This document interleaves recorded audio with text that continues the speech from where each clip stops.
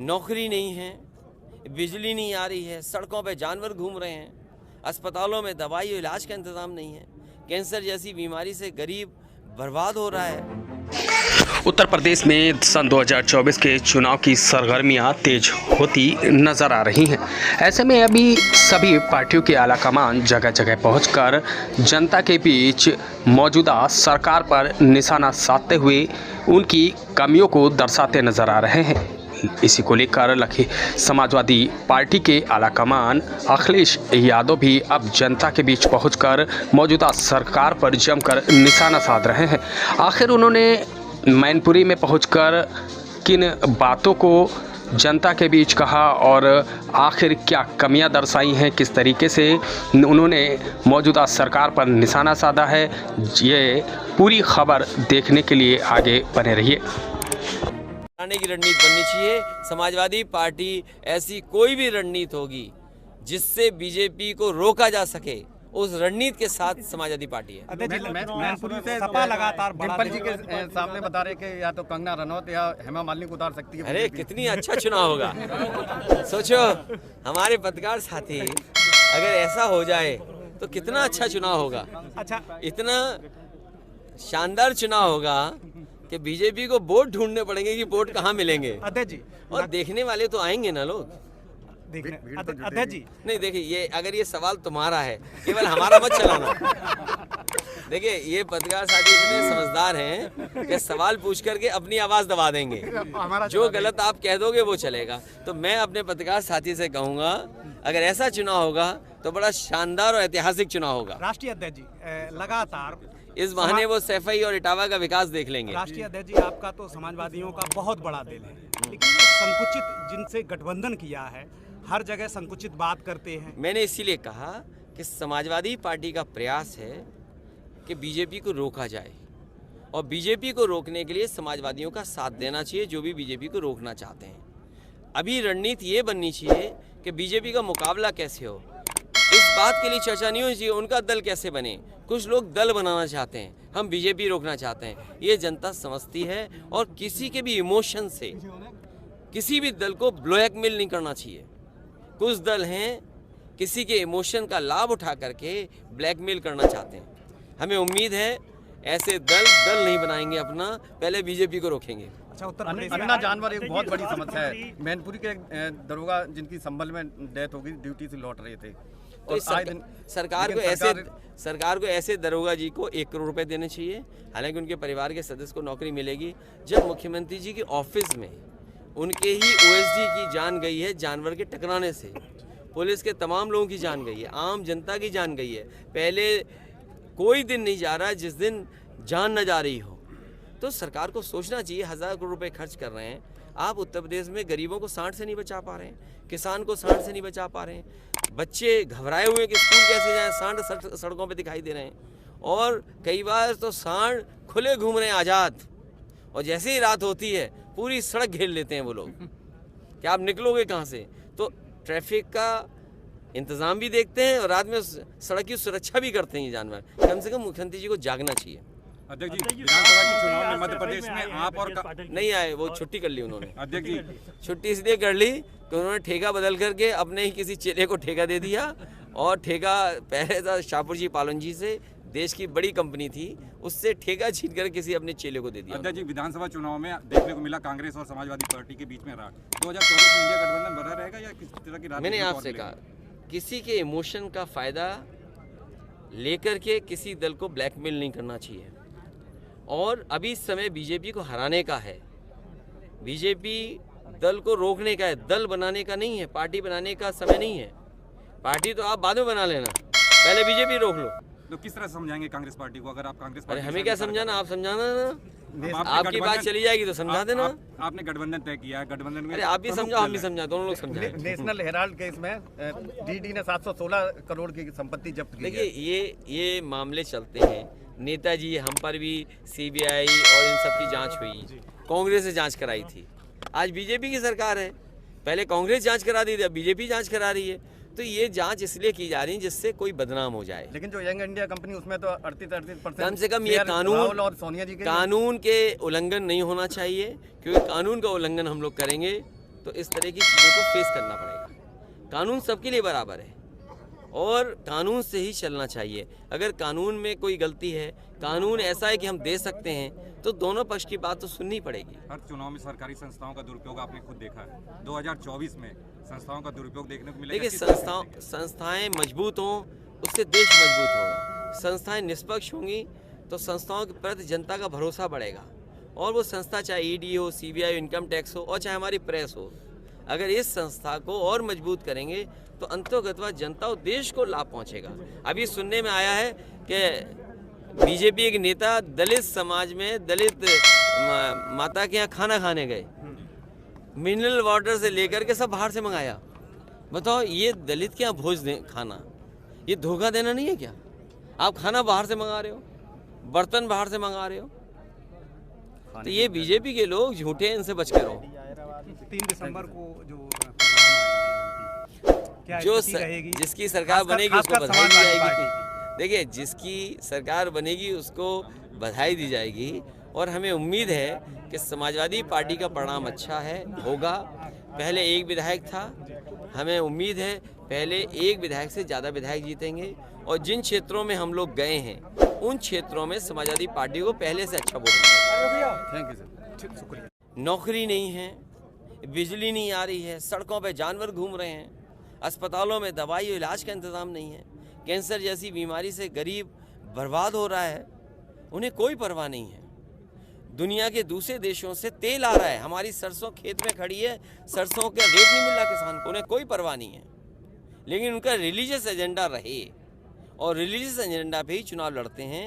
मैं जनता से अपील करूंगा कि जो बुनियादी सवाल हैं उनका जवाब भारतीय जनता पार्टी उन समस्याओं का समाधान नहीं ढूंढ पाई है। लेकिन ये आज पहले पीएम होंगे आज तो ये क्या मतलब पहली बार आए, दूसरी बार है, अरे क्या बात कर रहे हो, कौन पहली बार कौन दूसरी बार? हमारी तो जिंदगी गुजर गई जाते जाते वहाँ। कोई पीएम? अरे हमारा तो बचपन से जा रहे, कम से कम ये भी तो कहो ना कि कोई बचपन से गया वहाँ पर। 1000 ऐसे बहुत सारे लोग होंगे इसमें, इस जिले में, जो हर महीने जाते होंगे गोवर्धन पर्वत के परिक्रमा करने। हम ऐसे लोगों को जानते हैं जो बचपन से जा रहे हैं वहाँ पे। खबर क्या हो, जो बचपन से जा रहे हैं, खबर ये है कि पहली बार आ रहे, खबर ये हो कि जो बचपन से जा रहे थे, खबर उनकी हो। 1000 करोड़ का कॉरिडोर की बात कही है उन्होंने, और वहाँ की वृंदावन की जो स्थानीय लोग हैं उनका कहना है कि कान्हा जो हमारी सभ्यता, हमारे तन और शरीर से जुड़े हुए, उनको ही बिल्कुल नस्ते नाबूद करने पे तुले हुए हैं। हेरिटेज और एस्थेटिक, और जो सदियों से हमारे पूर्वजों ने जो विरासत में हमें चीज़ें दी हैं, विरासत कैसे बचे और हेरिटेज कैसे बचे। कोई भी डेवलपमेंट हो, लेकिन विरासत में जो चीज़ें मिली हैं उनको सजोया कैसे जाए, उनका संरक्षण कैसे जाए, उस दिशा में काम होना चाहिए। हमारा हेरिटेज बचे, ट्रेडिशंस बचें, और जो वहाँ की परंपराएं हैं कि हमारे कान्हा की किस तरीके से वो सेवा करते हैं, उसमें कोई भी परिवर्तन न हो। मैं समझता हूँ बीजेपी के लिए चुनाव के लिए सवाल बड़े इम्पोर्टेंट हैं। हलाल प्रोडक्ट पे क्या कहेंगे? देखिए, जो जांच चल रही है, बीजेपी यही करती रहेगी। बीजेपी के तमाम लोग आप जानते होंगे जो नॉनवेज खाते होंगे। मैं अपने फ्लाइट में देखा हूँ, मेरे बगल में बीजेपी के बड़े नेता थे, वो नॉनवेज खा रहे थे, उन्हें चिंता ही नहीं थी कैसा मीट है ये। पीएम दावा ये मैं कह रहा हूँ आपसे, और अगर ये बात उनको गलत लगे बीजेपी के लोगों से, तो बीजेपी के लोग आपके माध्यम से कभी सवाल पूछवा लें, और उनके पास तो वो भी होंगे ना, क्या कहते हैं, पता कर लेंगे कि कौन बैठा रहा होगा हमारे साथ बीजेपी के बड़े नेता। एलएनजी पे दिल्ली का सबसे बड़ा अस्पताल है। 6 महीने से पहले वहाँ जांच की बात ना करें, और वहीं 5 राज्यों में चुनाव हो रहा है, वहाँ 40,000 करोड़ की योजनाएं पीएम मथुरा में है, लेकिन स्वास्थ्य विभाग की किसी को चिंता नहीं है। आप ये बताओ, मैनपुरी में आप हो, हम हैं, क्या विकास हो गया मैनपुरी का, बताओ। दिल्ली के 10 साल की सरकार ने कौन सी बड़ी चीज़ मैनपुरी को दे दी? अगर एक बड़ी चीज़ दी हो तो बताइए आप। एटा का सबसे बड़ा कारखाना जो लग करके तैयार हो रहा है बिजली का, वो भी अभी शुरू नहीं कर पाए, अभी तो उसके तार नहीं बिछा पाए। अगर बिजली कल बनती है तो बिजली निकालोगे कैसे, पहुंचाओगे कैसे, इसके लिए क्या इंतजाम किया है? Thermal plant. और सच्चाई ये है कि गरीब के लिए एक भी जिला अस्पताल सरकार ने नहीं बनाया। जहाँ पर गरीब को इलाज मिल जाए। और जिस जगह हम लोग खड़े हैं, एक किसान सबसे पहले मंच पे आए, उन्होंने कहा कि यहाँ का जो पशु अस्पताल है 6 महीने से यहाँ डॉक्टर नहीं है। तो जितनी चिंता इन्हें पशुओं की, जानवरों की है, क्या उनकी देखभाल के लिए इनकी पास चिंता नहीं है? सीएम का गोरखपुर आईपीडी जो है, एम्स अभी सुचारू रूप से चालू तक नहीं हुआ है। इतनी दूर मत जाओ, वो गोरखपुर लिंक जो 6000 करोड़ का बन रहा है वो अभी तक नहीं बन पाया। अध्यक्ष, लगातार बीजेपी आरोप लगा रही है कि स्वामी प्रसाद मौर्य सनातन धर्म को लेकर के बयान देते हैं, लेकिन समाजवादी पार्टी के राष्ट्रीय अध्यक्ष या किसी भी पार्टी के नेता ने उन्हें मना नहीं किया। इसमें कहीं ना कहीं राष्ट्रीय अध्यक्ष का हाथ है, इसलिए अभी तक कोई कार्रवाई नहीं की। फिल इन द गैप होता है ना, फिल इन द ब्लैंक्स। तो कई नेताओं को ये रखा जाता है, बीजेपी रखती है, पहले फिल इन द ब्लैंक करते रहो। तो ये सवाल कोई सवाल नहीं, सवाल बेरोजगारी का है, महंगाई का है, विकास हो नहीं हो, आप लोग क्यों हाईलाइट करते हैं? अगर कोई बात ऐसी कही गई है तो जिम्मेदारी आपकी भी तो बनती है, आप भी तो सनातनी होंगे। अगर आप सनातनी हो तो कम से कम गांधी जी का कहना मानो ना, बुरे को देखो नहीं, बुरे को कहो मत, बुरे को सुनो नहीं। तो आप क्यों ऐसा करते हो? आप गांधी जी की बात नहीं मानते हो? अभी हाल ही में कैबिनेट मंत्री ने बयान दिया है, उन्होंने कहा है कि हमारे लिए राम मंदिर का एजेंडा हमेशा रहा है और आगे भी चुनाव में रहेगा। तो कोई ये नई बात नहीं है, पूरा देश जानता है ये बात। देखिए, ये जो सवाल उठाए जा रहे हैं सब जानते हैं, लेकिन उससे महत्वपूर्ण सवाल ये है कि अग्निवीर जैसी व्यवस्था आप टेम्परेरी कर रहे हो। आपका जवान शहीद हो रहा है, अधिकारी शहीद हो रहा है, क्या आप टेम्परेरी एक नौजवान से उम्मीद करते हो कि रक्षा वही कर पाएगा? और फिर एक टैंक चलाने में या और जो नए तरह के आर्म्स आ गए, इक्विपमेंट्स हैं या डिफेंस के जो चीज़ें हैं, चलाने में कितना समय लगता है, सीखने में समय लगता है। जब तक सीखोगे तब तक तुम्हें घर भेज देंगे। तो क्या फ़ायदा हुआ आपका अग्निवीर का? टैंक चलाने में 10 साल लगते हैं टैंक चलाना। जब तक टैंक चलाना सीखोगे तब तक तुम अपनी बैलगाड़ी गाँव में चला रहे होगे। एमपी में आपने कहा था एक चालू पार्टी है, वो बात खत्म हो गई, अब तो रिजल्ट का इंतजार करिए। लेकिन यूपी में नेताजी पूरा जीवन कांग्रेस से लड़ते रहे और आप लगातार इनसे जुड़े रहे, लेकिन दिल से जुड़े। इन्होंने हमेशा धोखे की पटकथा लिखी है और अभी लगातार देखिए, समाजवादियों का पहला संकल्प ये है कि बीजेपी हटे। बीजेपी उत्तर प्रदेश से हटेगी तो देश से हटेगी। समाजवादियों का संकल्प है कि बीजेपी हटे, उत्तर प्रदेश से हटेगी तो देश से हटेगी। और मैंने कई बार ये कहा है कि 2014 में उत्तर प्रदेश से बीजेपी आई थी, 2024 में उत्तर प्रदेश से ही बीजेपी जाएगी। और दूसरे दल अपना दल न बनाएं, उन्हें बीजेपी हराने की रणनीति बनानी चाहिए, उन्हें अपना दल बनाने की रणनीति नहीं बनानी चाहिए, क्योंकि समय कम है। आज नवंबर में हम खड़े हैं, कुछ दिनों बाद दिसंबर शुरू हो जाएगा। उनके बीजेपी के आयोजनों की तारीख आ गई है और चुनाव की तारीख भी आ जाएगी। तो इसलिए जो ज़मीन पर है उसका साथ देना चाहिए अगर बीजेपी को हराना चाहते हैं। तो हराने के लिए अपने दल पुलवामा में जो अटैक हुआ है उसमें आर्मी के जवान जो एक आगरा का भी रहने वाला, देखिए, अगर जो शहीद हुए हैं और जिस तरह से कश्मीर और सीमा पर समय समय पर ये सूचना मिलती है कि फ़ौज के और हमारे सेंट्रल फोर्सेस के लोगों को शहीद होना पड़ रहा है, सीमाएं सुरक्षित हों और ऐसी घटनाएं न हों दोबारा।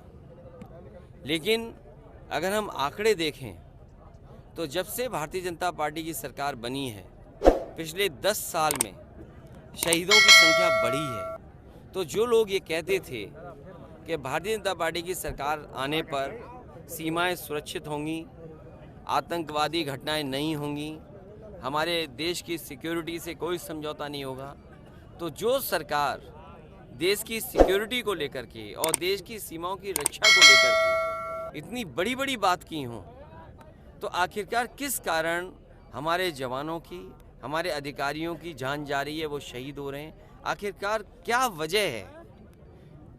तो ये सरकार को बताना चाहिए। और जितनी सुरक्षा, जितनी रक्षा विभाग को बजट मिलता है, मैं समझता हूँ सरकार ने बजट भी ज़्यादा दिया है। और कई चुनावों में प्रधानमंत्री जी ने जो आर्टिकल हटाए हैं जिन वजह से उन्हें लगता था कि आतंकवाद बढ़ रहा है, लेकिन अब तो वो कानून भी नहीं है। उसकी वजह क्या है कि आज भी सबसे ज़्यादा शहीद हो रहे हैं सीमाओं पर, कश्मीर में शहीद हो रहे हैं। मैनपुरी में अखिलेश और मथुरा में पीएम, क्या कहेंगे? देखिए, हर बार कहते थे साबित है मथुरा। भारतीय जनता पार्टी का